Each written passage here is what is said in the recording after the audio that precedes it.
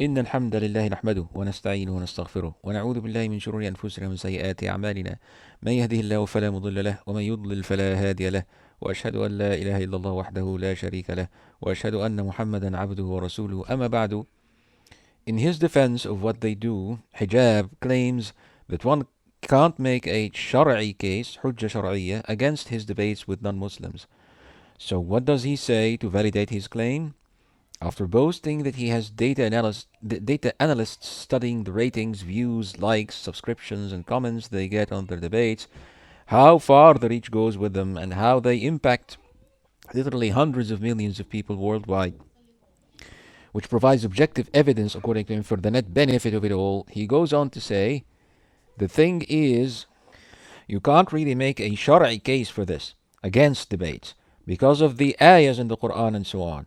The only shari'i case that's made against debates is usually made in the situation of inter-Muslim debates, like you might have heard of it from some madkhalis or some others who say that debating Ahlul Bid'ah, or debating the person of Bid'ahs, is haram, and Imam Ahmad said this, and Al-Lalaka'i said that.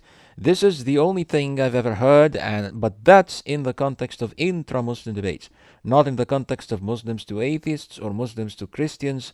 So they know they can't really make a shari'i case for it. There's no backing there. So now they're going to go into almost a consequentialist analysis. This has that consequence, this mafsada or this maslaha or whatever. They don't really have evidence to show that it's negative. And clearly there is, quite frankly, if the objective is to bring people to Islam and to give people confidence in Islam, there's no doubt that the net benefits exceeds the net mafsada. There's no doubt about that at all. So if that's the only thing they can say, then that's defeated so as well. End quote. Now, the first fallacy he commits here, brothers and sisters, is of the straw man variety. He reduces the religious objections against his brand of public debates into the opinions of just two scholars of old, ones that were misunderstood and misused by the so-called madkhalis, in opposition to the two verses of the Quran that he cited earlier. Just because you, Hijab, have no commitment to what scholars of the Salaf taught about public debates and are not bound by their tradition in this respect, it doesn't mean that it's only the opinion of two scholars who have only been warning against intra-Muslim debates. The man's discord with the Salafi tradition with which he usually associates himself is obvious in his attitude with respect to the Salafi teaching about debates with Ahlul Bid'ah, okay? Heads of innovative sects, yani. He says, you might have heard of it from some madkhalis or some others who say that debating Ahlul Bid'ah or debating the person of Bid'ah is haram. So to him, this is not the way of the Salaf. This is just some madkhalis appealing to some athar, narrations or fatawa, from scholars of the Salaf in a way they're not supposed to be doing. He identifies the position itself with madkhalis, despite the fact that he admits that they're citing a'imma of the Salafi tradition in this regard. So what does he himself think about what he calls intra-Muslim debates then? What does he think about it? Obviously, he has no problem with them at all, or else he wouldn't portray it as such, as a madkhali position. We've shown in more ways than one that Hijab is anything but an orthodox Salafi student of Sharia, and anything but that. He views himself to be an equal to the great Imams of the past. He has no commitment to any tradition at all. Every Imam has his errors, and he, Hijab, is completely on his own in identifying those errors. Thus, we've seen him invent his own brand of the deen, an eclectic theology, where he mixes and matches bits and parts from the Salafi tradition and parts from the Ash'ari tradition, or Ash'ari creeds, in addition to elements from works of Islamic philosophers like Ibn Sina, and whatever they entail. Now, the man is unhinged, so it's no wonder that he sees no reason to follow any line of scholars of Sunnah in what would be identified with their tradition as an ijma' of the Salaf. Okay? Ijma' al-Salaf. We would claim that Ahlul Sunnah have consensus, for example, on the reasonability of an infinite regress of creatures or events in the past, tasalsul hawadith. No Salafi scholar since the time of Ibn Taymiyyah rahimahullah, who defended the notion in this particular jargon in these terms, has ever disagreed with him. Okay. However, Hijab here thinks he's too smart to commit himself to that tradition. he has objections of his own to that notion, objections that he takes from the Ash'ari creed. But that's okay with him. Okay, he thinks of himself as a scholar and a mujtahid mutlaq. So why not? All 7 or 8 centuries of scholars of the Salafi tradition that have gone by since the time of Ibn Taymiyyah rahimahullah are mistaken in identifying the way of the Salaf in this regard. All of them.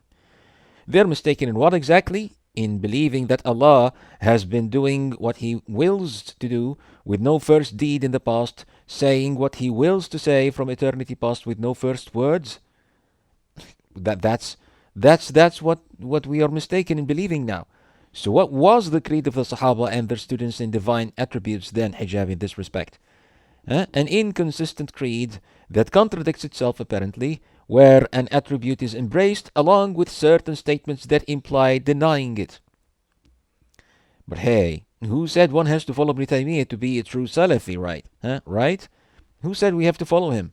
One doesn't, of course. Hijab would respond here by saying, Ibn Taymiyyah is but one Imam among many giants in the history of the Ummah. You can't commit me to following him and him alone. I'm not required to do that. And indeed he's not, and that's not what we're asking him to. Nobody is. But that's precisely where he falls flat on his face.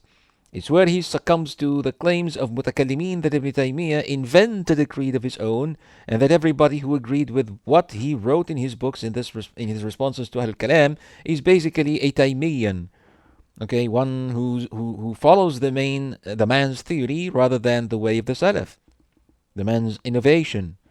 However, the truth is that Ibn Taymiyyah was a major figure amongst the mujaddideen of the deen throughout the history of the nation. Allah bestowed upon him the will, the ability, and the tolerance to comprehend and to analyze different traditions of kalam and philosophy of his time and before his time, and more importantly, to criticize them as a Salafi Hanbali scholar, identifying the roots and foundations of their deviations from the path of the Salaf in a way that was by all means unprecedented in the history of the Ummah. So it stands to reason that any scholar of the Athari tradition that came after him was indebted to him in seeing where exactly those philosophical traditions went wrong in their very foundations from the bottom up. Before him, an Athari scholar had, of course, the ability to show where a mutakallim went wrong in his declared creed, but not in a manner as deep, fully furnished, or foundationally sweeping as achieved by Ibn Taymiyyah rahimahullah. Much of what Ibn Taymiyyah criticized in his works had previously gone unaddressed by the Athari scholars of earlier times, because the need had not arisen to address them in as much detail and depth as he did, and because very few Atharis had the will or the tolerance to acquire the necessary training and qualifications that he had. So when he was guided by Allah subhanahu wa ta'ala to what he wrote, no Athari scholar that followed his time disagreed with him on his creed. Why? Because they were all too dumb or underqualified to figure out where he went wrong in his creed? No. But because those of them who did comprehend and who had the tools to study the books of Ahlul Kalam like he did, and to study his huge legacy, the books that he wrote, could only agree with him on everything that he claimed to be part of the creed of the Salaf, and those of them who did not have that qualification could only afford to follow his path in taqleed. The man was himself the subject matter of a consensus by the Atharis of his time and afterwards that he was indeed an Imam of the tradition, and that he did hit the spot with what he wrote in critique of the foundations of Kalami sects. Thus we say that when we invite someone to the way of the Salaf through the legacy of Ibn Taymiyyah, we're not inviting them to be a follower of Ibn Taymiyyah in and of himself, in muqallid. No. Rather, we're inviting them to follow the Salafi consensus over the creed that he taught. You're not a muqallid when you follow ijma', brother. Now, there can be no objection to this claim about creed consensus here by the argument from epistemic inconclusiveness, like saying, how do you know that all Atharis agreed with him on what he said? Perhaps some of them did not. Why? Because he managed to demonstrate in an unequivocal manner that the creed of the Salaf, as known and embraced by the Athari Hanbalis of his time and before his time, implies the validity of his arguments and objections to philosophers and mutakallimin. So what he did was not establishing a new creed, but rather showing that what the long inherited creed of the Salaf implied in a more foundational manner than anybody has ever done before him, and of course using the terminologies of the philosophers. The creed itself is the subject matter of the consensus, in addition now to the fact that his arguments from it and for it against Ahlul Kalam were right on the money, so to speak. Every true follower of the creed could only afford to agree here. Now, he does the same thing with the Salafi ruling Hijab, does the same thing with the Salafi ruling on public debates with non-Muslims and preachers of religious innovations.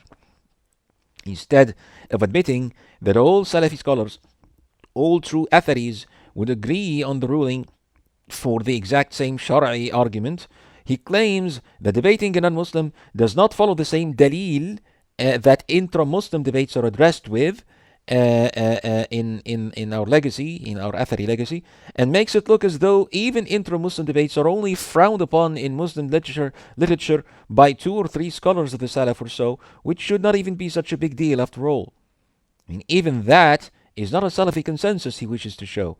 But if he doesn't attend to what successive generations of Athari scholars of Ahlul Hadith have been teaching about this issue and how they deal with it, how would he be able to rule on a certain position or ruling as a consensus of the Salaf? Iqma' Salaf.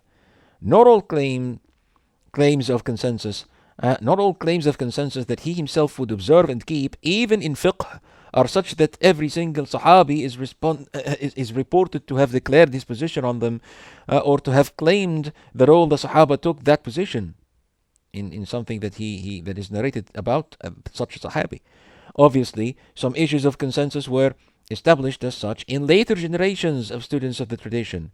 So when he decided to adjudicate on a certain issue that it is or is not consensual among Ahlul Hadith, what scholars would he decide to agree with in this respect? And without committing himself to the tradition inherited by the scholars of his time, how would he be able to make that judgment?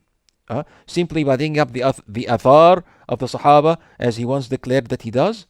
Leaving aside for now the fact that he is an a'jami, okay, a foreign, one who's not even an Arabic native and is barely capable of expressing himself in good Arabic, how could he know? How could he tell? He's fooling himself if he really believes that he doesn't need to commit himself to the inherited position of a particular group of scholars in this respect and in every other issue that has to do with aqidah and manhaj in Islam. And if it turns out that he follows one group who claim to be the true Ahlus Sunnah in their position on Salafi consensus in a certain issue, and follows another group who are deemed as Mubtadi'ah by the first group on another issue, which is sadly the case with this man in a multitude of issues, then by no means is he on the true path of the Salaf as a student of Islamic knowledge, كطالب علم. The true, clear and pure Salafi tradition has only been inherited by one sect alone. And if a student of Sharia doesn't recognize that sect and adhere to their legacy and their heritage in Aqidah, then he's not on the right path, and he's not an orthodox Muslim, no matter how much he likes to think that he is. Okay? Fact of the matter, brothers and sisters, is that not a single scholar of the tradition of the Salaf in our time or in centuries past would not agree that debates of the kind that he champions here are haram by Salafi consensus. Just like not one of them would have a doubt that the practice of kalam is haram by Salafi consensus. Hijab would agree that kalam was frowned upon by the Salaf, but when asked what he identifies as prohibited kalam, he would follow the Ash'ari, the Ash'ari creed, the Ash'a'ira in their interpretations on that issue. Okay. Only the particular innovations that early mutakallimin came up with would be in blame in his view. That's it. That's what the Salaf condemned, he would say. Not the method, not the tradition of dealing with Aqidah and with the unseen in general. No. Just those Kalami creeds in particular that violated the Ithbat of the Salaf back then. So where did he learn that? Where did he get that from? From the Salaf themselves? Obviously not. We're talking about the proper way to understand inherited narrations of the Salaf here. So obviously, you have to pick a side on that, which cannot itself be determined by one narration of the Salaf. Obviously, both sects in dispute here would have their own interpretation, a plethora of interpretations of every author that comes from a scholar who is celebrated by both of the groups as a true exemplar of the Salafi tradition. Each one of the two groups would have its own interpretation of it. Okay?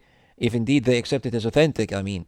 So when you embrace the interpretations of one group in Ithbat, in إثبات, in establishing some attributes of Allah that other group would deny, and yet embrace the interpretations of that other group of another set of athar on another issue, in spite of what the first group views as the Salafi consensus on that subject matter, then which of the two paths is the true Sabilul Mu'mineen in your eyes, Hijab? Which one of them? Obviously, either one of them or the other should be that Sabil, or neither, in fact. Okay? Not both. The two groups dispute notoriously on issues of Aqidah and Manhaj. Obviously. Alright? So they're not both the one group of Salafi scholars that lay people should indeed follow. If you want to be on what the Salaf truly were on, of what the Salaf truly were on in Aqidah, you have to pick one side and to embrace what that side determines to be a Salafi consensus on all issues of Aqidah and Manhaj, all the same. Why? Because obviously only one group would be the legit students of the legit students in a lineage of students leading all the way up to the Salaf when it comes to tenets of belief and Manhaj. They would inherit not only the teachings thereof, the creed, the exact creed, but also the urgency and the determination on identifying the exact Salafi consensus on every single element of that creed. Where there is indeed a consensus on a matter that deals with Aqidah, then that one true group of heirs of the Salaf must be in clear, unequivocal agreement on it. They must be seeking to show that it is indeed the Aqidah of the ones that came before them. Now, you will find more than one group that claims to have inherited that creed, obviously, okay, with all its consensuses and agreements traced all the way back to the source. So you can either be a true member of Ahlus Sunnah wal Jama'ah if you're following the Ash'ari scholars of your time and what they have to show for it on their detailed creed, or if you're following the Salafi scholars on the other hand, or yet a third group like Al-Mu'tazila or the likes, perhaps. Okay, there's no picking the shirt from one store and the pants from another here, brother. There's no doing that. Okay, that's not how this works. These are not issues of plausible, passable dispute. نزاع مستساغ شرعا. No, they're not. I'm sorry. Scholars of the proper orthodox tradition that he claims to be following are all in agreement that there is no distinction between debating Ahlul Bid'ah in public and debating Ahlul Kufr, like atheists or Christians in public, in the kinds of adilla, religious evidence, that makes them, in basic principle, min haythul aslu haram. Debates with Ahlul Bid'ah are, of course, more frowned upon due to the same consequentialist arguments he claims not to be shar'i arguments or hujja shar'iyya to begin with. And he says, and I quote, you can't really make a shar'i case for this against debates because of the ayahs in the Quran and so on. The only shar'i case that is made against debates is usually made in the situation of inter-Muslim debates, like you might have heard of it from some madkhalis or some others who say that debating Ahlul Aqidah or debating the person of Bid'ah is haram, and Imam Ahmad said this and Lalaka'i said that. This is the only thing that I've heard, but that's in the context of intra-Muslim debates, not in the context of Muslims to atheists or Muslims to Christians. Okay, end quote. So what is a shar'i case, Hijab? What is it? What in your twisted mix and match manhaj and is a shar'i case anyway? That was that we extract a text that determines the ruling directly without any work of deduction from it whatsoever. Well, if you're so ظاهري, إن كنت ظاهريا هذا الحد يعني in dealing with scripture, then we invite you to provide us not with an ayah that teaches us to only debate with non-Muslims in wisdom and in the best ways possible, but with an ayah that explicitly teaches us to do it in the way that you're doing it. Can you come up with such an ayah or with such a hadith? I challenge you to do it. Come on. Okay, give it a shot. We're listening.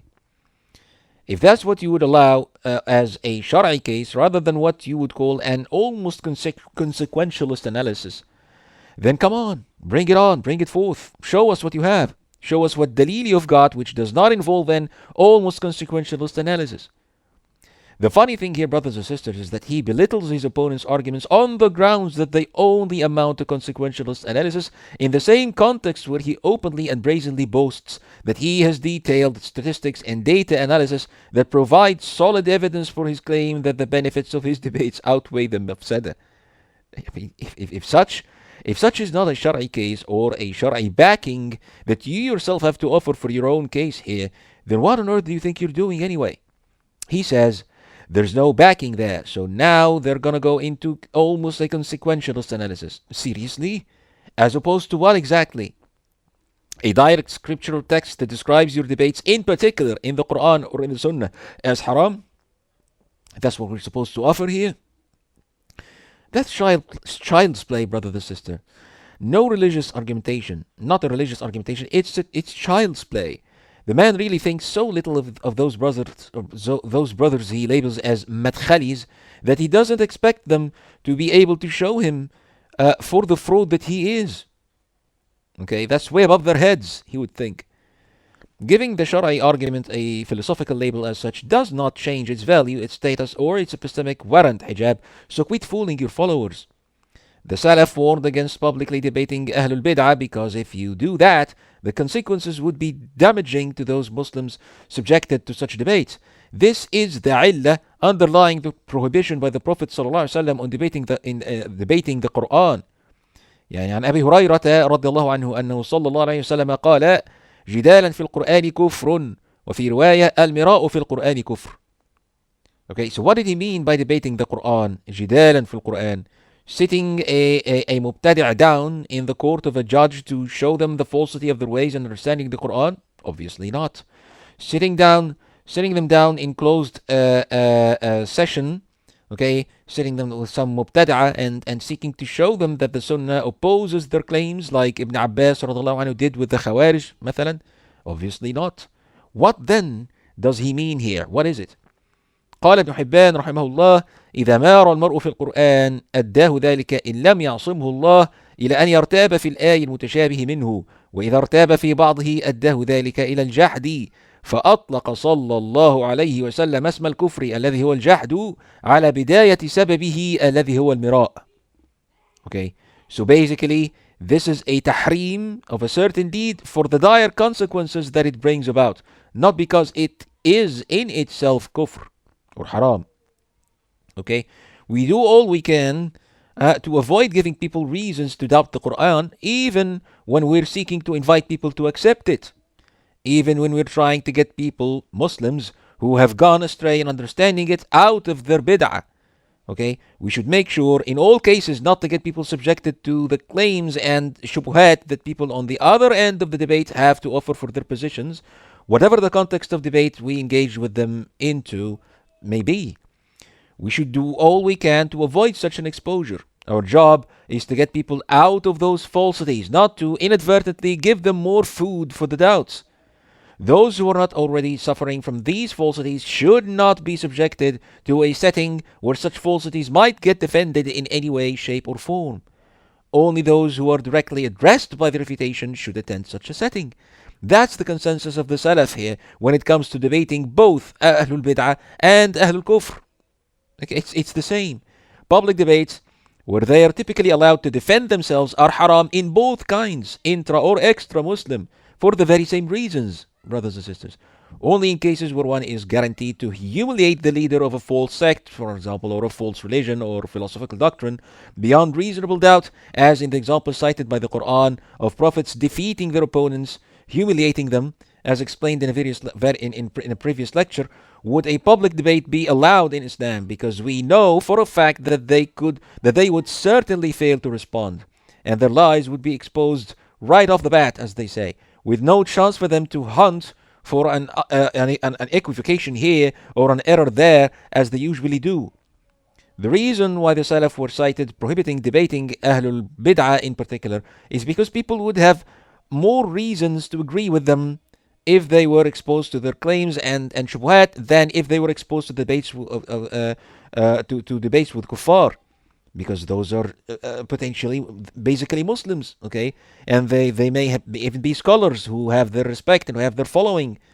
All right.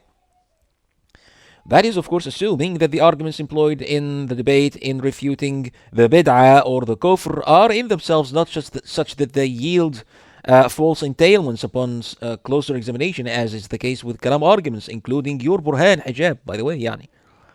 So if that's only a consequentialist analysis here, one that does not make a shari'i case or backing in this issue, then you have no shari'i case and no backing whatsoever for what you do, guys. And you have no way whatsoever to resolve the apparent conflict between scriptural texts that seem to advocate debates and debating and such texts that seem to prohibit them altogether. This is the Salafi tradition when it comes to public debates, brothers and sisters. It's not my opinion in a debate issue, in a debatable issue, in an issue that is basically debatable, or one where dispute is not lamentable, قضية يعني خلاف فيها مستساغ, so that you could simply counter by saying, oh, well, I don't agree, and just get away with your position as a legitimate Salafi position on the matter. No. Your imams in such a position would not be followers of the Prophet, of the proper creed of Ahlus Sunnah wal Jama'ah here. And I'm not taking this stance because I'm a madkhali who takes the statements of one or two of the A'imma of the past and applies them blindly where they don't apply. No. I challenge you to refute my Shar'i case here in a way that wouldn't leave you groundless in your own case. I challenge you to do that. You give me what you got. Show me what you got in response. Okay? I've shown thus far that there can be no predicting the outcome of a public debate with such a design, with no way of knowing how many people would be exposed to it and what red herrings, misconceptions, or attacks the opponent would manage to spew out in the time that he is given to make his case, and no telling what impact all of this could have in the long run or on those who have been exposed to it all. This is by all means a gamble with people's beliefs. And no matter what statistics show you, brother, they cannot support your case because they cannot tell you what subtle doubts may have fallen into the heart of any member of your audience due to something you did not expect would come out in the debate the way that it actually did. That's the case if you assume that all your arguments were indeed strictly Salafi and not built upon Kalami premises of the Greek tradition of metaphysical theory. So you really have no grounds at all to object by saying, if the objective is to bring people to Islam and to give people confidence in Islam, there's no doubt that the net benefit exceeds the net mafsada. There's no doubt about that at all. So if that's the only thing they can say, then that's defeated as well. No. Not only do you have no grounds, you cannot have any, even if you quit playing the part of the orthodox philosopher, of the Oxford philosopher in such a Greek setting, and no matter what YouTube statistics show you, you don't have grounds. He then goes on to claim that those who have a problem with his method of debate are basically cowards. Jubana, cowards. They have a problem of temperament, not a problem of religion or manhaj or whatsoever. No. They're just cowards, plain and simple. They fear to do it themselves, and so they envy those who have the balls to do it. And while they cannot fight for themselves, assuming, of course, that by they he means the so-called madkhalis here, they would find themselves compelled to ask him to fight for them. That, of course, is almost the single most outrageous lie I've heard him say on that discussion thus far, brothers and sisters. But I'm only 1/3 of the way through this video footage. Like I said, it's 3 hours long, so I don't know what else he has yet to throw at us in the coming 2 hours or so. We'll see. He genuinely believes that the freak shows that he pulls and his friends at the speaker's corner are indeed displays of courage and of power, just like in jihad. And if you're not willing to join that circus, like they do almost on a daily basis, then if one day you're called upon to bear arms and go to war in jihad, then you would probably not comply. Why? Because you're a coward. You're not a follower of a proper Salafi tradition as you would claim to be here. No. You're just a coward. This, brothers, is the exact same ad hominem strategy that every Khariji employs when they say, you're claiming that Islam prohibits any open challenge against the ruler of a Muslim country, not because this is the teaching of the Sunnah as you claim, no, but because you're cowards, all of you. Cowards who wouldn't mind getting their faces slapped and their butts kicked by the boots of that ruler and his men. You just can't find it within you to stand up and fight for yourselves. It's the exact same fallacy, brothers and sisters. It employs some form of intellectual terrorism, irhab fikri. It puts you in a position not where you have to defend the religious grounds that you have for your position, but to defend yourself personally. Okay? You're not accepting the reasoning not because it is false, but because your cowardly temperament is keeping you from seeing it as the truth that it is. Because you know that if you accepted it, then you would have to do something you're too frightened to do. Something you're too frightened to do.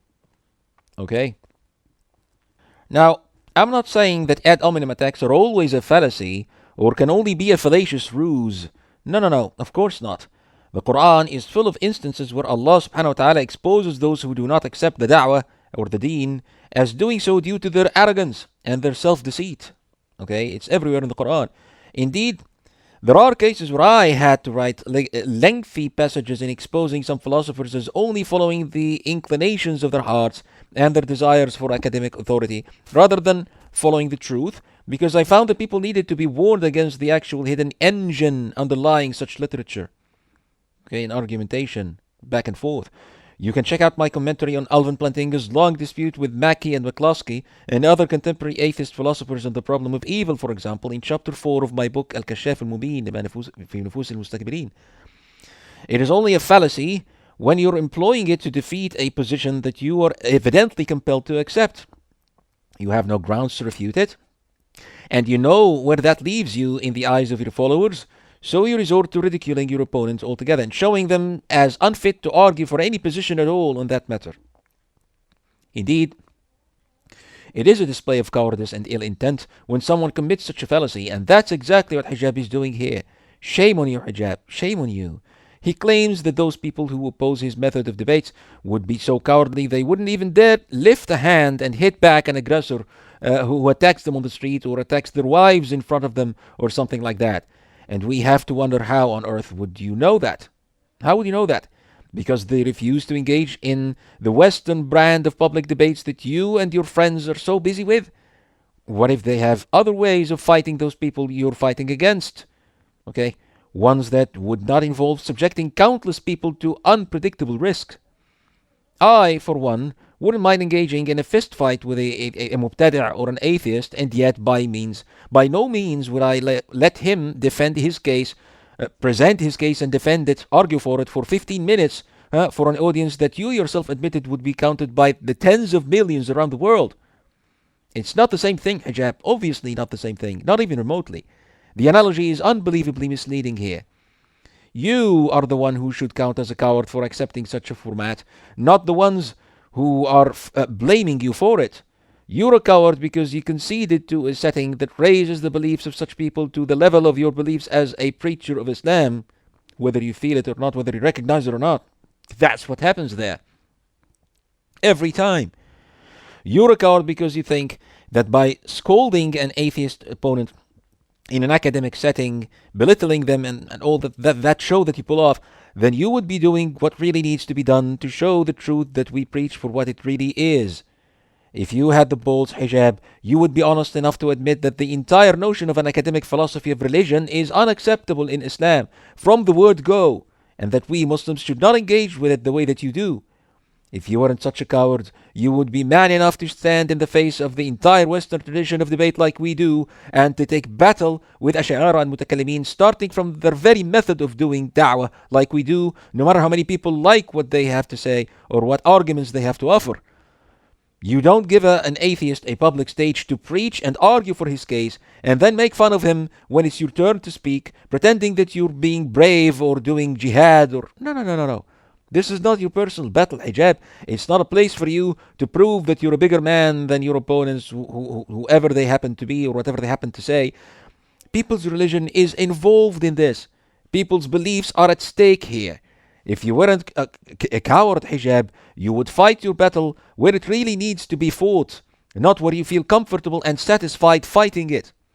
I'll tell you where you really are a coward. I'll tell you. You're a coward, not in the sense that you're afraid to get punched in the face. No, you're a big man physically and you enjoy boasting it. Okay, good for you. But you're a coward in that you cannot think for a minute of losing that huge following that you've amassed throughout the years. Those people have mostly followed you because they like the show that you give them. So the show must go on for them to keep following. Obviously, you're too scared to turn them off, and you cannot afford to even consider the idea of doing what would result in such an unthinkable outcome. That's it. That's what you're afraid of. You're frightened of. It's way easier to bolster your own fame and repute from within that pool of debates and discussions and engagements, than when you take a stance against it. Stardom in the West does not come without a price, hijab, and you're a coward for accepting to pay that price. Okay, you think we prohibit public debates because we're afraid of them? I, for one, can, bifadlillah, potentially crush you and all your friends in a public debate easily, and probably with a lot of pleasure and fun and satisfaction doing it, I must add. But we're not in the business of catering to our whims and pleasures and achieving personal victories. It's not a boxing game. We're in the business of pleasing Allah subhanahu wa ta'ala. We do da'wah not with those methods that secure us the most views and subscriptions to our YouTube channels or our social network platforms. We do it only with those methods that are backed up by الدليل الشرعي. We do only what scripture teaches or implies to be the way of Islam in da'wah. We have to follow the way of the Salaf and be brave enough to do so, no matter the personal consequences or the personal gain, and no matter where it takes us individually, because this is not our show, hijab. It's the way of the prophets, alayhim salawatu rabbi wa salamu. It's not up to us to decide how to do it. I have a very, very little audience compared to you on my channel, almost negligible, okay? And I don't really care. You know why I don't care? Because it's not about how many people follow you or follow me. It's because what they're following you is because of. It's not about how many people follow. It's about what they are following you for. Okay. Yes, of course, expanding the audience and the reach of your da'wah are things we should try to do with our da'wah as best we can. But we have to follow the ways of the Salaf in doing that. The creed as inherited by its scholars, not as we claim it to be on a whim, in spite of those scholars. No. We're students of that tradition. We're not inventing a new tradition. The end does not justify the means in Islam. Both the ends and the means have to be legitimate in Islam. They both have to be justified according to the same tradition. Alright? Now, a few minutes later in the footage, Georges makes a statement that contradicts his entire practice of public debate, unbeknownst to himself, sadly. He says, and I quote, "You know, when we sit with atheists and we have a discussion with them and we treat them as if they're intellectual equals, I don't think that has an Islamic basis. Let me tell you what I mean by this. Remember the belief that the belief in Allah, His rububiyyah, His creative agency, the belief that He is worthy of worship. It's so fitri, it's so innate, and it's so well confirmed by the empirical and natural world, and to even sit on a platform and assume some type of intellectual equality as if, they may have an opinion, and that's an interesting point. I think that is blameworthy." End quote. Well, Hamza, that is precisely why we're blaming you guys for your public debates, if you understand our position here. It's one huge part of what's wrong with it all. Because believe it or not, brother, that's exactly what you guys do when you agree to that format, or to the format and setting of those debates that you agree to every single time, and when you use the arguments that you use in those debates every single time. I distinctly remember you calling Lawrence Krauss our beloved professor in the context of your debate with him, addressing him not as an equal, but actually as a superior even. Now, claim all you want that you are being sarcastic or that you didn't actually mean it or whatever. The format of the debate, the propositional approach you adopted, forces you into a position where you can't dare accuse him of rejecting the fitrah, or the fitri, self-evidently true fact that you're supposed to be arguing for. No, you're not into that, really. Let me quote the exact context from the debate when you first called him our beloved professor. This is where you first said it in that debate. In your opening statement, you started as you learned from your teacher, William Lane Craig, by presenting your Kalami arguments.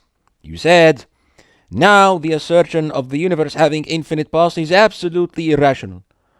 Why? You say this is because the quantifiable infinite cannot exist in the real world, something our beloved Professor Krauss has also suggested in his book, A Universe from Nothing. On page 71, he says, clearly the energy of empty space, or anything else for that matter, cannot physically be infinite. So we have to figure out how to do the calculation to get an infinite answer. End quote.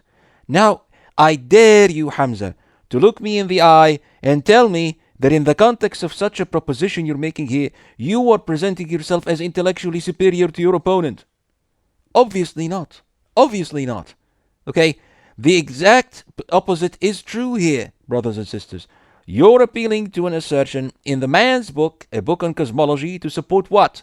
A rational necessity? No, not even remotely. You're quoting him to support a philosophical claim about infinity that is fundamentally false and has devastating theological implications with respect to the attributes of Allah, as we've shown in many places. Such implications that would render you an Ash'ari if you acknowledge them. In attempt to let it pass as a premise for an argument against the eternality of the universe. I mean, seriously? Fitra? Come on, man. This is a textbook apology to the academy. An apology to the academy. That's what apologetics are about, as explained in previous lectures, as I explained in previous lectures. It's the pathetic attempt by a follower of a revealed religion or a supposed revealed religion to demonstrate the fundamental accord between his belief system and the mainstream metaphysical beliefs in the Western academy of his time about existence, reality, and the world, or rather, to use modern terminology, the universe or the cosmos, whatever they happen to be, on the hopes that they would spare him the charge of irrationality in choosing to believe in some transcendental being out there beyond the subject matter of their theories. Right? Islam makes more sense because the world cannot have existed from eternity past. What is the world to begin with, or the universe, or the cosmos? What are these things? What do those terms really mean? You're addressing a man who would define the universe or the cosmos as all of reality. All right, everything that is real. Unless he embraces some form of multiverse theory, in which case, of course, the cosmos would be a multiverse, not a single universe. And again, that would be all of reality. All that is out of the mind. Everything that exists outside of the mind is the cosmos in cosmology. Okay? So what are you even thinking, appealing to the writings of a cosmologist to prove that something does in fact exist in reality beyond that universe, or that world, or that cosmos? Okay? What does beyond even mean in that context? His statement, clearly the energy of empty space, or anything else for that matter, cannot physically be infinite, is not in itself attainable by evidence or proof of any kind. That statement you're arguing from. Or you're at least you're quoting in some form of an appeal or something. Okay, where from comes that clarity by which Krauss makes such a statement? Where? Nothing but wishful thinking, because obviously no empirical falsification or refutation for it can be achieved, not in a billion years. So there goes the physically adverb here. There it goes. What then remains to make sense for it? What then remains to show for it? Rational necessity? Obviously not either. It's merely a groundless metaphysical assertion, like countless others in such books that are every bit as vacuous as their Greek predecessors. It's no better an assertion, brothers and sisters, than Plato, for example, claiming that clearly there is a world of forms where every abstract entity exists immaculately, and from which all instances in this world are but mere reflections. It's no better than Aristotle claiming that all things are made of substances and accidents. All reality is such that things have to be of such a fictional composition for them to be at all, to exist, okay, or to have any attributes at all. It's the same manner of pathetically vacuous claims, and yet you not only accept them in principle, you seek to establish Islam upon one of them, in attempt to appeal to your opponent's notion of what science is and what it's not, what rationality is and what it's not. So don't fool yourself into believing that in doing so, you're presenting yourself as an intellectually superior opponent to the atheist. Like it or not, brother, the context and the discourse you're offering here puts you squarely under his proverbial feet. If that's the best that you can offer as a Muslim in making your case, then your case is merely a metaphysical theory that can be rejected just as easily as it can be accepted. And since, like I said, the entire science of cosmology is founded on the notion that only physical things can exist in reality, and that the equations of general relativity and quantum mechanics describe all things that can exist at all outside of the mind, since nothing can really exist outside of the mind without being relatable to other things by meanings of spatial and temporal relation, then no matter what you do, you would end up trying in vain to inject a God of the gaps deity somewhere in the current structure of their theories and models and stuff, whichever way that happens to be like, whichever way they happen to be, those theories. There are indeed no gaps in a naturalistic worldview, and that's what you guys need to understand. The worldview that is the subject matter of cosmology. There is indeed no transcending space and time in cosmology, whether you believe in the Big Bang or not. Before the classical time exhausted in the so-called space-time, there was quantum time. And before there was relativistic events, there were quantum events. If at all, of course, it can be said that there were anything at all before the Big Bang. Okay, so either you have an existence, aka cosmos, that started to be from absolutely nothing at all, hence the title of Krauss's book, or even from no starting point at all, according to some models like the famous Hartle-Hawking model, in which case there is no sense in arguing for transcendental beings who, for a transcendental being who caused it all to exist before the fact, because nothing could have been there at all before it. Okay, or you have an infinite quantum field that dates back to eternity past, an eternal cosmos. Okay, in such a case, in which one lucky fluctuation resulted in a singularity that made the world the way that we know it today. Of course, we have as many models under each of these two categories of theory in cosmology as there are cosmologists in the world, if not even more. But that's all irrelevant to our friend Hamza here. He just wants, like the good apologist that he is, to show that we can indeed sit comfortably with our beliefs in one seat of cosmological theory at some corner in the academy that appears to fit those beliefs just right. That's it. That's the job here. Never expect someone like Hamza or his friend Hijab, brothers and sisters, to have the balls to challenge this entire regime of theory. I mean, the very idea of proposing a theory that has all of space and all of time, all of existence in principle as its subject matter. No. They never challenge that. They wouldn't dare. A mutakallim or an apologist is a follower of the metaphysical doctrine of his time about the world or about reality, no matter what he likes to think of himself. And so, he will always sit in a seat of inferiority to this philosopher he debates, no matter how loud he finds himself shouting or how witty he shows himself to be in some of his debates.